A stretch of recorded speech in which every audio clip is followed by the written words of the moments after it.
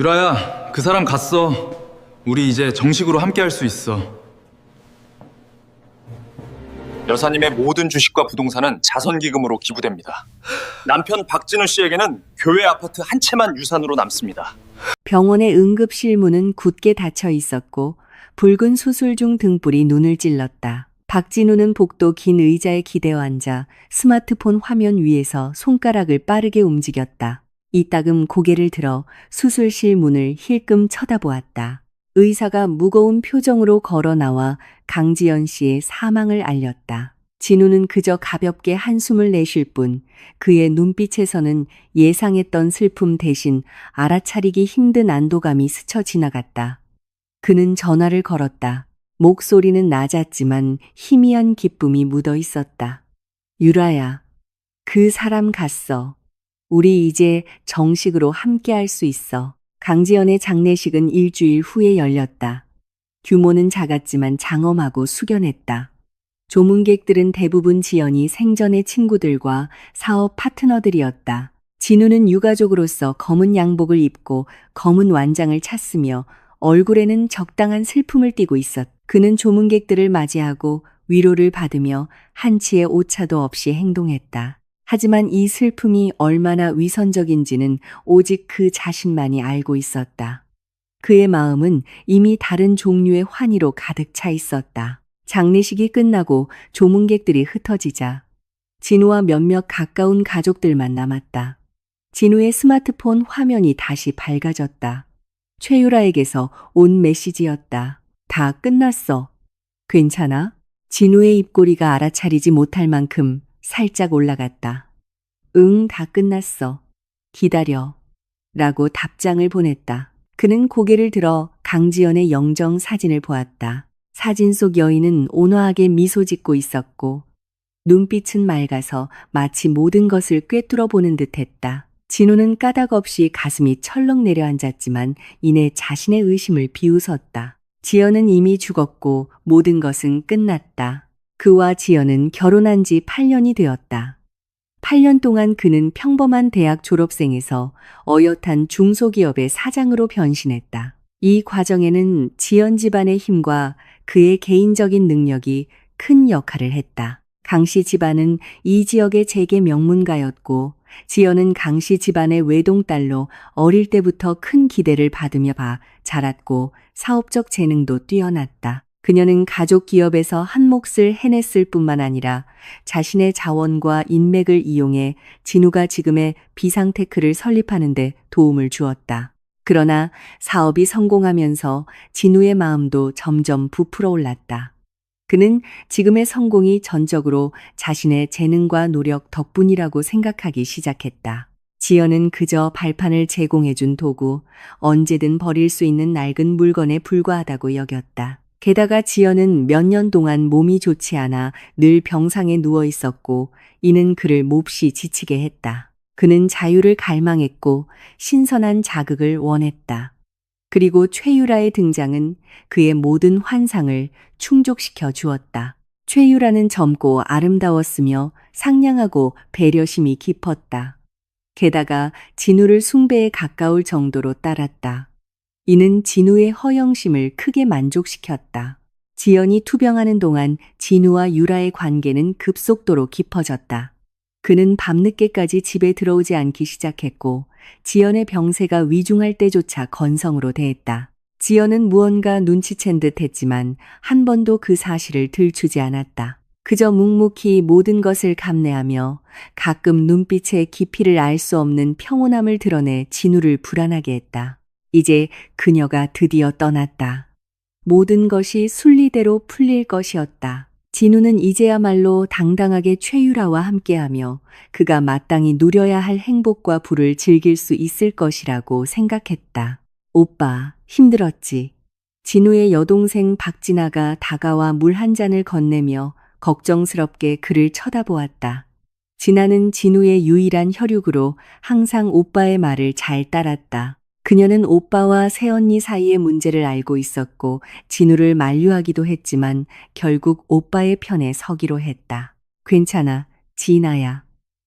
진우는 물을 받아 한 모금 마셨다. 마음이 한결 가벼워지는 기분이었다. 그는 김 변호사가 지연의 유언장을 장례식 3일 후에 낭독할 것이라고 말했던 것을 떠올렸다.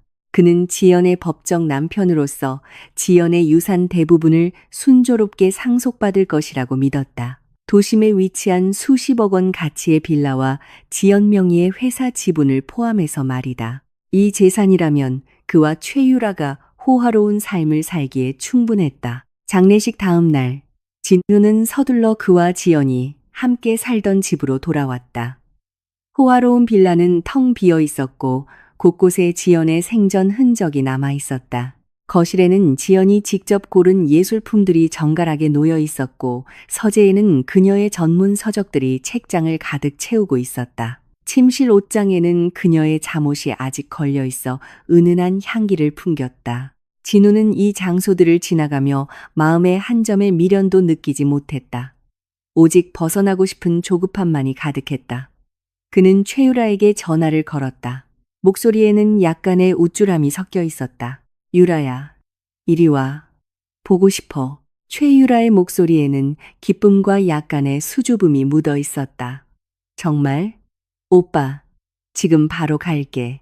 전화를 끊고 진우는 유라와의 미래를 계획하기 시작했다. 그는 가능한 한 빨리 지연의 유품을 처리하고 빌라를 새로 인테리어해서 지연이 존재했던 흔적을 완전히 지워버릴 작정이었다. 심지어 유산을 받자마자 유라와 해외여행을 가서 신혼여행을 즐기고 새로운 삶을 시작할 계획까지 세워두었다. 최유라는 금방 도착했다.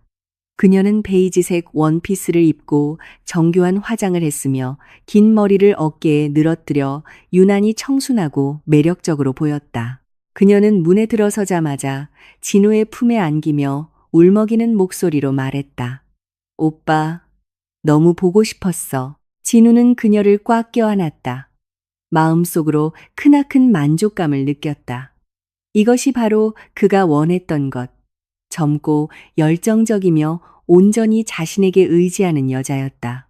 두 사람은 빌라 안에서 애정을 나누었다. 마치 이곳에 다른 여주인이 있었던 적이 없었던 것처럼. 최유라는 호기심 가득한 눈으로 주위를 둘러보았다. 그녀의 눈은 호화로운 삶에 대한 동경으로 반짝였다. 그녀는 이 빌라의 가치와 진우가 곧 상속받을 거액의 유산을 알고 있었다. 그녀는 진우의 곁에 부드럽게 기대며 속삭였다. 오빠, 이제 우리 계속 함께 있을 수 있겠다. 아무도 우리를 갈라놓을 수 없을 거야. 진우는 그녀의 머리를 쓰다듬으며 확신에 찬 목소리로 약속했다. 물론이지, 유라야. 내가 너에게 최고의 삶을 선물할게. 유언장 낭독만 끝나면 우리는 새로운 장을 시작할 수 있어. 그는 자신이 명실상부한 억만장자가 되면 최유라가 얼마나 행복해하고 고마워할지 상상하기 시작했다. 그는 이 숭배받는 느낌을 즐겼다. 그러나 두 사람이 달콤한 시간을 보내고 있을 때 진우의 스마트폰이 갑자기 울렸다. 김 변호사였다. 진우가 전화를 받자 김 변호사의 목소리는 다소 심각하게 들렸다. 박진우 씨, 내일 오전 10시에 제 사무실로 반드시 시간 맞춰 와주시기 바랍니다. 강지연 여사님의 유언장이 예정대로 낭독될 겁니다. 진우는 마음이 철렁했지만 이내 평정을 되찾았다. 그는 전화기에 대고 차분한 어조로 대답했다. 네, 김 변호사님. 내일 꼭 시간 맞춰 가겠습니다. 전화를 끊자 최유라가 걱정스럽게 물었다. 왜 그래? 오빠, 무슨 일 있어? 진우는 웃으며 아무렇지 않게 말했다. 아니야, 그냥 김 변호사가 내일 유언장 낭독하러 오라고 연락한 거야. 걱정 마, 모든 게 순조로울 테니. 그는 최유라의 손을 잡았다. 그의 눈빛은 자신감으로 가득 차 있었다. 그는 지연이 유언장에 무엇을 썼든 남편인 자신이 최우선 상속인이라는 것을 믿었다. 그것은 법으로 정해져 있었고 누구도 바꿀 수 없었다. 다음 날 아침, 진우는 정성껏 차려입었다. 가장 비싼 맞춤 양복을 입고 일부러 한정판 시계까지 골라차서 자신이 안정적이고 성공한 사람처럼 보이도록 애썼다. 최유라는 빌라 문 앞에서 그를 배웅했다. 그녀의 눈에는 기대와 애틋함이 가득했다. 그녀는 부드럽게 속삭였다. 오빠, 모든 게 잘 되길 바라. 다녀와. 진우는 자신감 있게 그녀의 이마에 키스하고 김 변호사의 사무실로 차를 몰았다. 김 변호사의 사무실은 도심의 고급 오피스 빌딩에 있었다. 진우가 회의실에 들어섰을 때 김 변호사 외에 몇몇 사람들이 이미 자리에 앉아 있었다. 지연의 먼 친척, 강성그룹의 몇몇 고위 임원, 그리고 진우를 놀라게 한 한 사람, 지연의 절친 이수진이었다. 이수진은 지연의 대학 시절 룸메이트이자 가장 친한 친구였다. 그녀는 단정한 검은색 원피스를 입고 있었고 눈에는 아직 슬픔이 가시지 않았지만 이상하리만치 침착해 보였다. 수진은 진우를 보자 그저 덤덤하게 쳐다볼 뿐 인사도 하지 않았고 아무런 표정도 짓지 않았다. 진우는 기분이 좀 상했지만 신경 쓰지 않고 자신의 자리에 가서 앉았다. 그는 주위를 둘러보며 의아해했다. 왜 지연의 유언장 낭독에 이렇게 많은 사람이 참여하는 걸까? 보통 이런 일은 직계 가족만 참석하면 되는 일이었다. 하지만 그는 곧 이런 의문들을 떨쳐버리고 이 모든 것을 빨리 끝내고 새로운 삶을 즐길 생각만 했다. 김 변호사는 사람들이 모두 모인 것을 확인하고 헛기침을 한 뒤 봉인된 서류 봉투를 책상 위에 놓았다. 그는 안경을 고쳤으며 엄숙한 표정을 지었다. 회의실은 정적에 휩싸였고 모든 사람의 시선은 김 변호사 손에 들린 서류 봉투에 쏠렸다. 진우는 약간 긴장했지만 그보다는 흥분이 더 컸다. 그는 유산을 받으면 어떻게 투자할지, 회사를 어떻게 확장할지, 그리고 최유라에게 어떻게 모두가 부러워하는 삶을 살게 해줄지 이미 생각하고 있었다. 여러분, 오늘 우리가 이 자리에 모인 것은 고 강지연 여사님의 유언장을 낭독하기 위함입니다. 김 변호사의 목소리는 낮고 힘있게 회의실에 울려 퍼졌다. 그는 봉인된 봉투를 뜯어 두툼한 서류 뭉치를 꺼냈다. 진우의 심장이 빠르게 뛰었다. 그는 한 글자도 놓치지 않으려는 듯 김 변호사를 뚫어지게 쳐다보았다. 손바닥에 땀이 나는 것을 느꼈지만 얼굴에는 여전히 침착함을 유지했다. 그는 자신이 곧 진정한 부자, 자신의 운명을 지배할 수 있는 남자가 될 것이라고 믿었다. 김 변호사는 먼저 지연의 생전 소망이나 친지들에 대한 감사 같은 일반적인 내용을 낭독했다. 진우는 약간 조바심이 났다. 그는 오직 유산 분배에만 관심이 있었다. 그는 수진이 이 내용을 들을 때 슬픔과 함께 무언가 깨달은 듯한 복잡한 감정이 스쳐 지나가는 것을 알아챘다. 다음은 유산 분배에 관한 내용입니다. 김 변호사의 목소리가 갑자기 더 또렷하고 무거워졌다. 진우는 숨을 멈췄다. 그는 한 글자도 놓치지 않으려는 듯 김 변호사를 뚫어지게 쳐다보았다. 손바닥에 땀이 나는 것을 느꼈지만 얼굴에는 여전히 침착함을 유지했다. 그는 자신이 곧 진정한 부자, 자신의 운명을 지배할 수 있는 남자가 될 것이라고 믿었다. 김 변호사는 유언장의 다음 장을 넘겼다. 한 글자 한 글자가 마치 무거운 망치처럼 진우의 심장을 내리쳤다. 그가 먼저 낭독한 것은 강지연 명의의 회사 지분 귀속에 관한 것이었다. 진우는 당연히 이 지분이 자신에게 돌아올 것이라고 생각했다. 그는 강지연의 남편이었고 회사의 사장이었으니까. 그러나 김 변호사의 다음 말은 그를 얼음장 같은 물에 빠뜨렸다. 강지연 여사님 명의의 모든 강성그룹 주식, 그리고 본인이 투자하여 설립한 비상테크의 60% 지분은 전액 강지연 자선재단에 기부하여 낙후 지역의 교육 사업 지원에 사용될 것입니다. 해당 재단은 이수진 여사님과 강성그룹의 이사 몇 분이 공동으로 관리하게 됩니다. 진우는 의자에서 벌떡 일어났다. 피가 머리로 솟구치는 것을 느꼈고 얼굴은 순식간에 창백해졌다. 그는 소리쳤다. 뭐라고요? 자선재단? 이건 불가능해.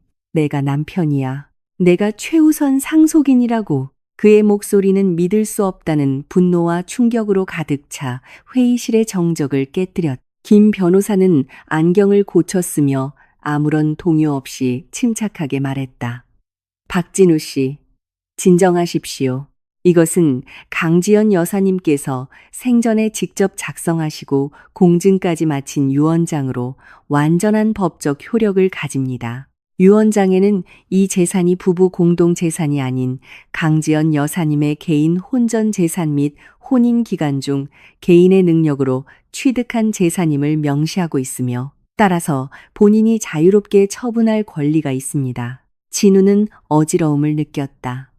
그는 이 정보를 소화하려 애썼지만 머릿속이 윙윙 거릴 뿐이었다. 비상테크, 그가 직접 세운 회사의 지분이 고작 40%만 자신의 것이라니. 게다가 강성그룹의 주식 그 천문학적인 액수가 전부 기부되다니 이건 청천벽력과도 같았다. 그는 수진을 향해 적의와 의심 가득한 눈빛으로 물었다. 이수진, 너는 처음부터 알고 있었지.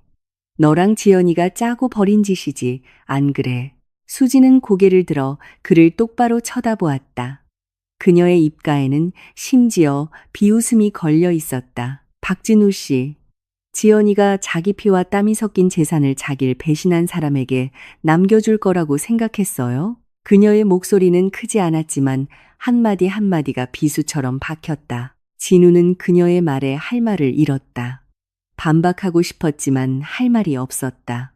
그가 지연에게 잘못했다는 것은 알았지만 지연이 이렇게까지 할 줄은 몰랐다. 그는 적어도 부부 공동 재산의 근간은 흔들지 않을 것이라고 생각했다. 김 변호사는 진우에게 앉으라고 손짓하고 계속해서 유언장을 낭독했다. 둘째, 강지연 여사님 명의의 모든 부동산, 즉 도심에 위치한 한남동 고급 빌라와 여러 채의 다른 부동산은 모두 강지연 신탁기금으로 이전됩니다.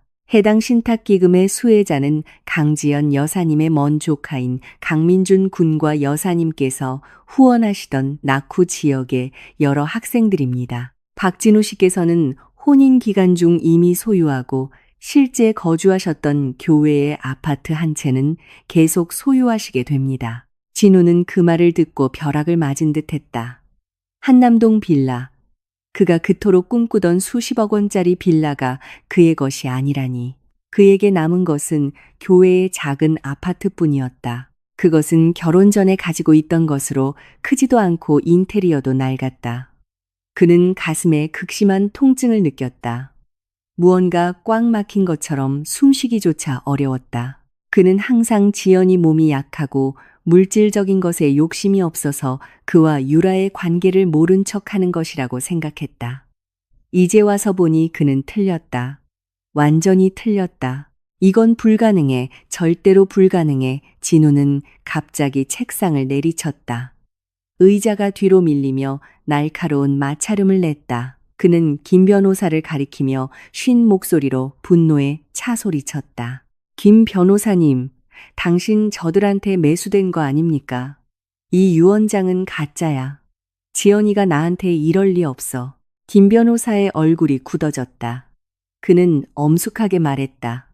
박진우 씨, 언행에 주의해 주십시오. 이 유언장은 강지연 여사님께서 정신이 온전하고 어떠한 외부 압력도 없는 상태에서 본인이 직접 서명하셨고 공증사무소에 죄청 공증을 거쳤습니다.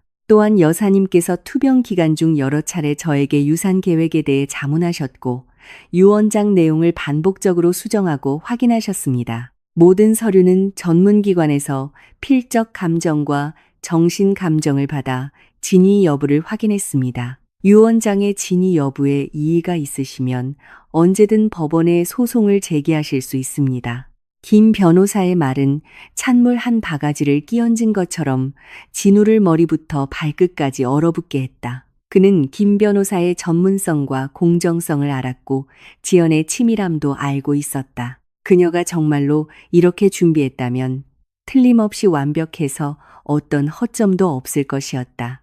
이수진이 다시 입을 열었다. 그녀의 목소리에는 슬픔과 연민이 섞여 있었다.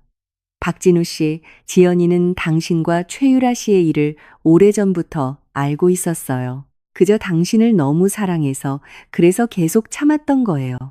당신이 당신의 회사를 계속 경영할 수 있도록 최소한의 체면은 남겨준 거예요. 하지만 자기 일생의 피와 땀을 불충하고 불의한 사람에게 넘겨주지는 않을 거예요. 그녀는 자신의 재산이 정말로 도움이 필요한 사람들에게 쓰이길 바랐어요. 진우는 수진의 말을 들으며 만감이 교차했다.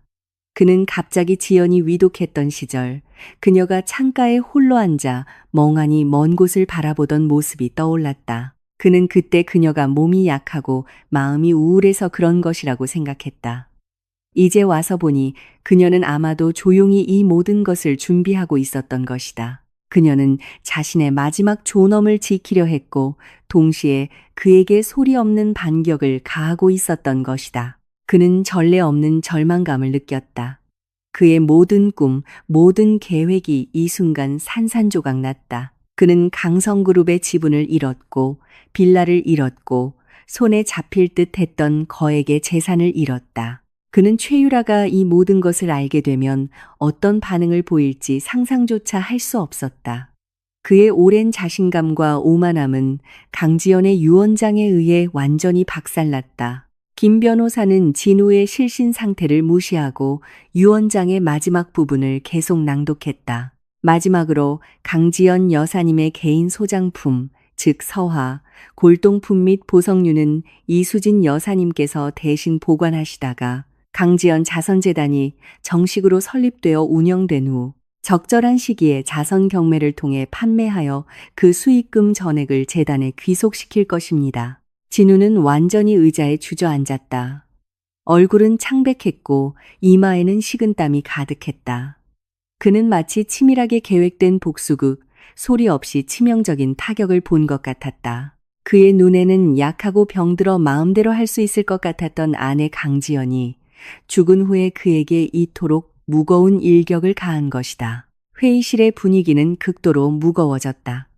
진우는 몸의 모든 기운이 빠져나가는 것을 느꼈다. 그는 마치 영혼 없는 시체처럼 그 자리에 앉아 있었고 머릿속은 혼란으로 가득 찼다. 그는 유언장을 덮는 김 변호사를 보았고 수진의 평온한 얼굴과 강성그룹 이사들의 의미심장한 눈빛을 보았다.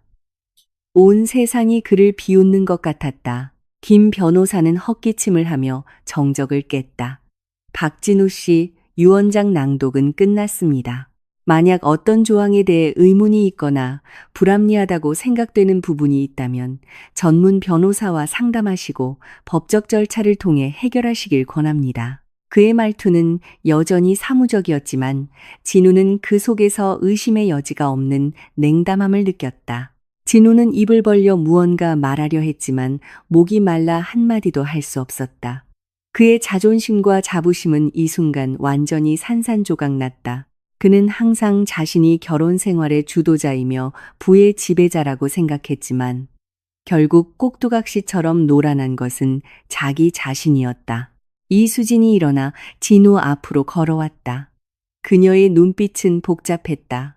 안타까움과 분노가 있었지만 결국 평온으로 돌아왔다. 박진우 씨, 지연이는 병상에서 가장 고통스러울 때도 당신을 생각했어요. 당신에게 비상테크의 40% 지분을 남겨줬어요. 당신이 품위 있는 생활을 유지할 수 있을 만큼은요. 이게 당신에 대한 그녀의 마지막 자비예요. 진우는 벌떡 고개를 들어 수진을 쏘아보았다. 자비? 이게 자비라고? 이건 명백한 모욕이야. 그는 8년 동안 힘들게 일했다. 그는 더 많은 것을 얻을 수 있을 거라고 생각했지만 결국 남은 것은 이런 찌꺼기뿐이었다. 그는 강렬한 굴욕감을 느꼈다. 그리고 또 말했어요. 만약 당신이 최유라 씨와 끝까지 함께하기로 한다면 그녀에게는 진심으로 대하라고요. 같은 실수를 반복하지 말라고. 수진의 목소리에는 피곤함이 묻어 있었다. 그 말을 끝으로 그녀는 더 이상 진우를 보지 않고 회의실을 나갔다. 강성그룹의 이사들도 차례로 일어나 진우의 어깨를 두드렸지만 아무 말도 하지 않았다. 그저 고개를 저을 뿐이었고 이어서 자리를 떴다. 회의실에는 진우와 김 변호사만 남았다. 김 변호사는 유언장 사본을 진우에게 건네며 명함 한 장을 내밀었다. 박진우 씨, 제 연락처입니다. 추후 법적인 도움이 필요하시면 언제든 연락 주십시오. 진우는 서류를 받았다. 얇은 종이 몇 장이 천근만근처럼 무겁게 느껴졌다. 그는 아무 말 없이 변호사 사무실을 나왔다. 머릿속은 텅 비어 있었다. 그는 목적 없이 차를 몰았다. 도시의 고층 빌딩들이 그의 눈앞에서 빠르게 스쳐 지나갔지만 그의 눈에는 들어오지 않았다. 머릿속은 온통 유언장의 내용과 강지연의 그 평온한 미소로 가득했다. 그는 갑자기 지연이 세상을 떠나기 한 달 전 그녀가 그를 병원으로 불렀던 일이 생각났다. 그때 그녀는 이미 매우 쇠약했고 목소리도 쉬어 있었다. 그녀는 그의 손을 잡고 말했다. 진우 씨, 당신이 뭘 원하는지 알아요. 당신이 원하는 걸 얻게 해줄게요. 그는 당시 그녀가 자유, 그가 오랫동안 갈망해온 새로운 삶을 의미하는 것이라고 생각했다. 지금 와서 생각해보니 그 말의 깊은 뜻은 그 이상이었을 것이다. 그것은 경고였고 그녀의 마지막 반격을 선언하는 것이었다. 그는 마침내 깨달았다. 지연은 모든 것을 모르는 척했던 것이 아니라 더 품위 있고 더 단호한 방식으로 이 모든 것을 끝내기로 선택했던 것이다. 그녀는 자신의 지혜와 인내심으로 자신에게 마침표를 찍었고 그에게는 결코 벗어날 수 없는 궁지를 남겼다. 그는 이제 최유라에게 어떻게 설명해야 할까? 아무것도 남지 않은 자신을 어떻게 마주해야 할까? 진우가 빌라에 돌아왔을 때 최유라는 집을 따뜻하고 깔끔하게 정리해 놓았고 그가 좋아하는 음식까지 만들어 놓았다. 그녀는 앞치마를 두르고 환한 미소로 그를 맞이했다. 그녀의 눈에는 기대와 사랑이 가득했다. 오빠, 돌아왔구나. 유언장 낭독은 순조로웠어. 빨리 좋은 소식 말해줘. 최유라의 희망에 찬 얼굴을 보자 진우의 심장은 마치 얼음 송곳에 찔린 듯 했다. 갑자기 목이 메었고 준비했던 거짓말이 한마디도 나오지 않았다. 그는 더 이상 그녀를 속일 수 없다는 것을, 속일 수도 없다는 것을 알았다. 그는 그녀에게 약속했던 부유한 삶을 줄 수 없었고 그녀가 갈망하던 재벌가의 향연을 가져다 줄 수도 없었다. 그는 말없이 거실로 들어가 소파에 주저앉았다. 최유라는 그의 안색이 좋지 않은 것을 보고 미소가 점점 굳어갔다. 그녀는 조심스럽게 다가가 부드럽게 물었다. 오빠, 왜 그래?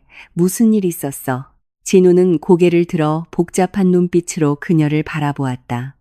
그는 그녀의 눈에서 걱정을 보았고 그 깊숙이 숨겨진 부에 대한 갈망도 보았다. 그는 심호흡을 하고 쉰 목소리로 말했다. 유라야, 우리 미래에 대해 다시 생각해봐야 할 것 같아. 최유라는 멍해졌다. 그녀의 얼굴도 점점 창백해졌다. 그녀는 떨리는 목소리로 물었다. 오빠, 그게 무슨 말이야? 진우는 눈을 감고 오늘 변호사 사무실에서 있었던 일을 하나부터 열까지 모두 최유라에게 이야기했다. 강성그룹 주식이 기부된 것부터 한남동 빌라의 소유권 문제, 그리고 자신에게 남은 것이 비상테크의 40% 지분과 작은 아파트 한 채뿐이라는 것까지 그는 과장하지도 의도적으로 숨기지도 않고 그저 담담하게 사실을 설명했다. 그가 한마디씩 할 때마다 최유라의 얼굴은 점점 굳어갔다. 그가 모든 내용을 다 말했을 때 최유라는 완전히 넋이 나가 있었다. 그녀의 손에 들려있던 앞치마가 바닥에 떨어지며 작은 소리를 냈다. 그녀의 눈은 커다래졌고 그 안에는 믿을 수 없다는 절망감으로 가득했다. 그녀는 지연만 죽으면 자신이 순리대로 이 집의 여주인이 되고 진우의 억만장자 아내가 될 수 있을 것이라고 믿어왔다. 하지만 이제 그 모든 것이 물거품이 되었다. 아니야, 이건 불가능해. 최유라가 갑자기 비명을 질렀다. 목소리는 히스테릭했다. 오빠, 나한테 거짓말하는 거지? 강지연이 어떻게 그런 짓을 할 수 있어? 어떻게 모든 재산을 기부할 수 있냐고. 미친 거 아니야? 진우는 씁쓸하게 웃었다. 그녀는 미치지 않았어, 유라야. 누구보다도 정신이 멀쩡했지. 그저 나에게 교훈을 준 거야. 내가 평생 잊지 못할 교훈을. 최유라는 이 사실을 받아들일 수 없었다. 그녀는 진우에게 달려가 그의 팔을 붙잡고 미친 듯이 흔들었다. 오빠, 방법을 찾아봐. 당신은 그녀의 남편이잖아. 그녀의 재산을 상속받을 권리가 있다고. 고소해. 이 유언장은 분명 가짜일 거야. 진우는 지친 듯 그녀의 손을 뿌리쳤다. 그의 눈에는 절망감이 서려 있었다. 소용없어, 유라야. 김 변호사가 말했어. 이 유언장은 공증까지 마쳐서 아무런 문제가 없다고. 게다가 지연이는 대부분의 재산을 신탁기금과 자선재단으로 만들었어. 그건 다 법의 보호를 받는다고. 난 이제 아무것도 없어. 아무것도 없다고? 최유라의 얼굴이 순식간에 잿빛으로 변했다. 그녀는 몇 걸음 뒤로 물러섰다. 그녀의 눈에는 경멸과 분노가 가득했다. 박진우, 날 속였어. 나한테 최고의 삶을 살게 해준다고 했잖아. 재벌 사모님으로 만들어준다고 했잖아. 그런데 이제 와서 아무것도 없다고? 그녀의 목소리는 점점 커지고 날카로워졌다. 그녀는 더 이상 상냥하고 배려심 깊은 최유라가 아니었다. 분노와 실망에 이성을 잃은 여자일 뿐이었다. 그녀는 진우를 마치 완전히 실패한 패배자처럼 쳐다보았다. 날 사랑한다고 하지 않았어? 영원히 함께할 거라고 하지 않았어? 그런데 이제 뭐야? 빌라 한 채도 못 주면서 나더러 그 낡아빠진 아파트에서 살라고? 최유라의 목소리는 거의 포효에 가까웠다. 그녀는 몸에 두르고 있던 앞치마를 벗어 바닥에 세게 내동댕이 쳤다. 진우는 그녀의 흉측한 얼굴을 보며 문득 낯설음을 느꼈다. 이 여자가 바로 자신이 지연을 버리면서까지 선택한 여자란 말인가? 이 여자가 자신에게 행복을 가져다 줄 것이라고 믿었던 여자란 말인가? 그는 갑자기 자신이 너무나 우습고 어리석다는 생각이 들었다. 유라야, 나는 진우는 설명하고 싶었고 붙잡고 싶었지만 모든 말이 무력하게 느껴졌다. 그는 최유라가 사랑한 것이 그의 돈과 지위이지 그 자신이 아니라는 것을 알았다. 그리고 이제 그에게는 아무것도 없었다. 최유라는 더 이상 감정을 주체하지 못했다. 그녀는 빌라 안에서 닥치는 대로 물건을 부수기 시작했다. 그녀는 테이블 위에 꽃병을 바닥에 던져 깨뜨렸고 소파 위에 쿠션을 사방에 내던졌다. 그녀는 물건을 부수며 울었고 울면서 진우를 욕했다. 이 사기꾼, 내 모든 걸 망쳤어. 내 인생을 망쳤다고. 진우는 그 자리에 꼼짝도 않고 앉아 최유라가 난동을 부리는 것을 내버려 두었다. 그는 모든 것을 잃었다는 것을 알았다. 그는 지연을 잃었고 재산을 잃었고 심지어 한때 사랑이라고 믿었던 것마저 잃었다. 최유라의 비명소리가 빌라 안에 울려 퍼졌다. 끝없는 분노와 절망이 담겨 있었다. 그녀는 꽃병 몇 개를 깨뜨리고 벽에 걸린 장식 그림을 찢었다. 마치 진우에 대한 모든 원망을 쏟아내려는 듯했다. 진우는 그저 무감각하게 바라보았다. 마음속은 차갑게 식어 있었다. 그는 마침내 최유라의 진짜 모습을 보았고 자기 자신도 완전히 깨달았다. 그가 사랑이라고 생각했던 것은 돈과 이익 위에 세워진 거짓된 환상에 불과했다. 그만해. 진우가 갑자기 소리쳤다. 목소리에는 전례 없는 피로와 절망이 담겨 있었다. 최유라는 그의 갑작스러운 분노에 놀라 행동을 멈췄다. 그녀는 진우를 쳐다보았다. 눈에는 약간의 두려움이 서려 있었다. 언제까지 이럴 거야? 진우는 일어나 최유라 앞으로 다가갔다. 눈빛은 차가웠다. 말했잖아. 난 아무것도 없다고. 네가 받아들일 수 없다면 가도 좋아. 최유라의 몸이 떨렸다. 그녀는 갑자기 깨달았다. 진우는 정말로 아무것도 없었다. 그녀가 말하던 사랑도 의지할 기반을 완전히 잃었다. 그녀는 어지럽혀진 빌라를 보았고 진우의 그 피곤하고 낯선 얼굴을 보았다. 마음속에 전례 없는 공포가 밀려왔다. 그녀는 어릴 때부터 부유한 삶을 갈망했고 그것을 위해 수단과 방법을 가리지 않고 진우에게 접근했다. 이제 진우의 몰락은 그녀의 꿈이 깨졌다는 것을 의미했다. 진우 씨, 나한테 이럴 순 없어. 최유라의 목소리에는 울음이 섞여 있었고 말투는 부드러워졌다. 상황을 되돌리려 했지만 진우의 마음은 이미 완전히 돌아섰다.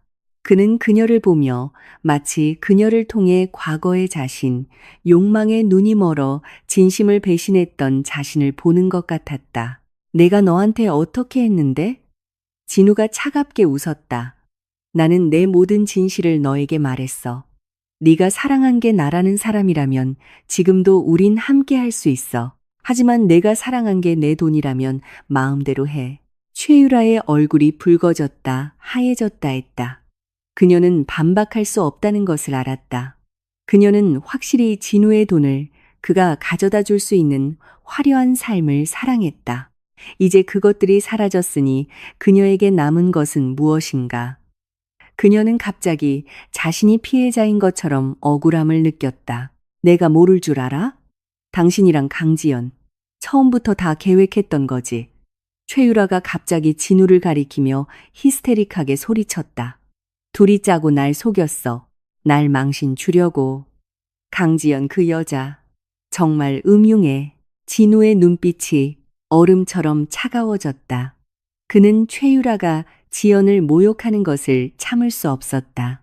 지연이 그에게 무슨 짓을 했든 그녀는 그의 명의상 아내였고 한때 그를 진심으로 사랑했던 사람이었다. 하지만 최유라는 그저 그의 일시적인 탐욕의 산물일 뿐이었다. 그만해. 진우가 다시 소리쳤다. 네가 그 사람을 평가할 자격 없어. 가. 우리 사이는 여기까지야. 최유라는 진우의 눈에서 단호함을 보고 모든 것을 되돌릴 수 없다는 것을 마침내 깨달았다. 그녀는 울면서 빌라를 뛰쳐나갔다. 뒤도 돌아보지 않았다. 진우는 그녀가 황급히 떠나는 뒷모습을 보며 마음속에 한 점의 해방감도 느끼지 못했다. 오직 끝없는 공허함과 후회만이 남았다. 그는 바닥에 주저앉아 엉망이 된 거실을 보았다. 마치 자신의 부서진 인생을 보는 것 같았다. 그는 지연과 결혼했던 8년 동안의 일들이 떠올랐다. 지연이 얼마나 따뜻하게 그를 돌보았는지, 얼마나 헌신적으로 그를 지지했는지. 그녀는 그에게 회사를 경영하는 법, 비즈니스 세계의 속임수에 대처하는 법을 가르쳐 주었다. 그가 가장 힘들었을 때도 그를 포기하지 않았다. 하지만 그는 배신과 상처로 보답했다. 그는 스마트폰을 들어 이수진에게 전화를 걸었다. 전화기 너머 수진의 목소리는 여전히 침착했다. 무슨 일이죠? 수진 씨. 지연이 정말 모든 걸 알고 있었나요? 진우의 목소리는 떨리고 있었다. 수진은 잠시 침묵하다가 말했다. 네, 알고 있었어요. 와. 당신과 최유라 씨의 일도 당신의 마음도 알고 있었어요. 그저 말하지 않았을 뿐이에요. 당신에게 마지막 체면을 남겨주기 위해서. 그럼 왜 나한테 말하지 않았죠? 진우의 목소리에는 고통이 묻어 있었다. 말해봤자 무슨 소용이 있었을까요? 수진이 반문했다. 당신이 돌아섰을 거라고 생각하세요? 그녀는 단지 자신의 결혼 생활이 서로의 얼굴을 붉히는 막장 드라마가 되는 걸 원치 않았을 뿐이에요. 떠날 때도 자신의 존엄을 지키고 싶어 했어요. 그리고 당신이 모든 것을 잃은 후에야 비로소 자기 자신을 제대로 보게 되길 바랐던 거고요. 진우는 전화를 끊고 가슴이 찢어지는 듯한 고통을 느꼈다. 그는 마침내 깨달았다. 지연의 침묵은 무지가 아니라 더 깊은 지혜와 단호함이 숨겨져 있었던 것이다. 그녀는 히스테릭한 싸움도 물귀신 같은 복수도 선택하지 않았다. 대신 소리 없이 한치의 오차도 없는 방식으로 자신과 자신의 재산에 완벽한 마침표를 찍었다. 그녀는 유언장으로 그에게 가장 무겁고 철저한 벌을 내렸다. 그는 병상에 누워 평온한 눈빛으로 그를 바라보며 진우 씨, 행복해요? 라고 묻던 지연이 떠올랐다. 당시 그는 건성으로 물론 행복하지 라고 대답했다. 이제 와서 생각해보니 그것은 아마도 그에 대한 마지막 시험이자 마지막 작별 인사였을 것이다. 하지만 그는 어리석게도 그 기회를 놓쳤다. 그 후 며칠 동안 진우의 삶은 완전히 혼란에 빠졌다. 그는 한남동 빌라를 잃고 교외의 작은 아파트로 이사해야만 했다. 회사의 다른 주주들은 유 원장 내용을 알고 나서 그에 대한 신뢰를 잃었다. 비록 그가 여전히 비상테크의 40% 지분을 보유하고 있었지만 강지연 자선재단의 참여로 회사 내 그의 발언권은 크게 약화되었다. 그는 더 이상 막강한 권력을 가진 사장이 아니라 허수아비처럼 곳곳에서 제약을 받는 존재가 되었다. 과거 그의 주변을 맴돌던 친구들과 사업 파트너들도 하나둘 그를 멀리했다. 그들은 조롱과 연민이 섞인 눈빛으로 그를 쳐다보았다. 마치 광대를 보는 것 같았다. 최유라도 완전히 사라졌다. 아무런 연락처도 남기지 않았다. 진우는 몇 번 연락을 시도했지만 그녀의 휴대폰 번호는 이미 없는 번호였고 메신저에서도 그를 차단했다. 그는 그녀가 그저 독립적인 여성이 아니라 그가 더 이상 쫓을 가치가 없는 사람이 되었기 때문이라는 것을 알았다. 진우는 전례 없는 고독과 절망을 느꼈다. 그는 부를 잃었고, 지위를 잃었고, 사랑을 잃었고, 심지어 한때 자랑스러워했던 자존심마저 잃었다. 그는 매일 술과 후회 속에서 살았고, 초췌해졌다. 그는 불면증에 시달렸고, 악몽을 꾸기 시작했다. 꿈속에서는 항상 지연의 그 평온하고 깊은 눈빛과 유 원장의 그 차갑고 무정한 조항들이 나타났다. 어느 날 그는 우연히 인터넷에서 강지연 자선재단에 대한 뉴스를 보았다. 재단은 이미 정식으로 설립되어 운영을 시작했고 이수진이 재단 이사장으로서 여러 공익 사업을 적극적으로 추진하고 있었다. 뉴스에서는 가난한 지역의 아이들이 후원을 받고 천진난만한 미소를 짓는 모습이 방송되었다. 진우는 이 화면들을 보며 만감이 교차했다. 그는 이 돈이 원래는 그의 것이 될 수 있었다는 것을, 그와 최유라가 흥청망청 즐길 자본이 될 수 있었다는 것을 알았다. 하지만 이제 그것들은 수많은 아이들의 미래를 밝히는 희망이 되었다. 그는 갑자기 깨달았다. 지연의 유 원장은 그에 대한 벌일 뿐만 아니라 이 세상에 남긴 그녀의 마지막 공헌이었다. 그녀는 자신의 생명과 재산으로 절망 속에서 새로운 길을 열었고 그녀의 가치가 다른 방식으로 이어지게 했다. 하지만 그는 헛된 욕망을 쫓다가 완전히 길을 잃었다. 진우는 텅 빈 아파트에 앉아 창밖의 수많은 불빛을 보며 끝없는 후회에 잠겼다. 만약 시간을 되돌릴 수 있다면 그는 반드시 지연을 소중히 여기고 그들의 결혼 생활을 잘 가꾸었을 것이다. 그는 비현실적인 욕망을 내려놓고 그녀를 진정으로 사랑하는 남편이 되었을 것이다. 하지만 모든 것은 너무 늦었다. 지연은 이미 떠났고 그에게는 만회할 기회가 더 이상 없었다. 그는 낡고 빛바랜 사진 한 장을 집어들었다. 그것은 그와 지연이 막 결혼했을 때 찍은 사진이었다. 사진 속 지연은 그의 곁에서 환하게 웃고 있었고 눈에는 미래에 대한 동경과 사랑이 가득했다. 그리고 그 역시 그때는 그녀를 진심으로 사랑했었다. 다만 나중에 돈과 허영심에 부식되어 점차 방향을 잃었을 뿐이다. 시간이 흐르면서 진우의 좌절은 오래가지 않았다. 그는 깨달았다. 만약 계속 이렇게 무너져 내리면 정말로 모든 것을 잃게 될 것이라고. 지연은 그의 재산 대부분을 빼앗았지만 비상테크의 40% 지분과 다시 시작할 수 있는 기회는 남겨주었다. 그는 지연의 마지막 자비마저 헛되게 할 수 없었다. 그는 억지로 자신을 추스르기 시작했다. 그는 술을 끊고 생각을 다시 정리했다. 그는 회사의 업무에 진지하게 임하기 시작했다. 비록 지금 그의 권한은 제한되었지만 그는 여전히 열심히 일하며 자신의 가치를 증명하려 애썼다. 그는 더 이상 허영을 재지 않았고 자신의 것이 아닌 것을 꿈꾸지 않았다. 대신 현실에 발을 딛고 한 걸음 한 걸음 노력했다. 회사에서 그는 유난히 겸손하고 조용하게 행동했다. 그는 다른 주주들에게 먼저 다가가 조언을 구했고 그들의 의견을 겸허히 들었다. 그는 더 많은 에너지를 기술 개발과 시장 개척에 쏟아부으며 비상테크를 위기에서 벗어나게 하려고 노력했다. 그는 이것이 단지 자신을 위한 것이 아니라 지연이 한때 쏟았던 피와 땀을 위한 것이기도 하다는 것을 알았다. 비록 그가 여전히 회사를 완전히 장악할 수는 없었지만 그는 점차 동료들의 존경을 되찾았다. 그들은 그의 변화를 보았고 그의 노력을 보았고 그의 내면 깊은 곳에 뉘우침을 보았다. 이수진은 가끔 재단 대표 자격으로 회사 이사회에 나타났다. 그녀는 진우를 볼 때마다 복잡한 눈빛을 보였지만 이전의 냉담함과 조롱은 더 이상 없었다. 그녀는 그저 조용히 그를 관찰했다. 그의 모든 변화를 지켜보았다.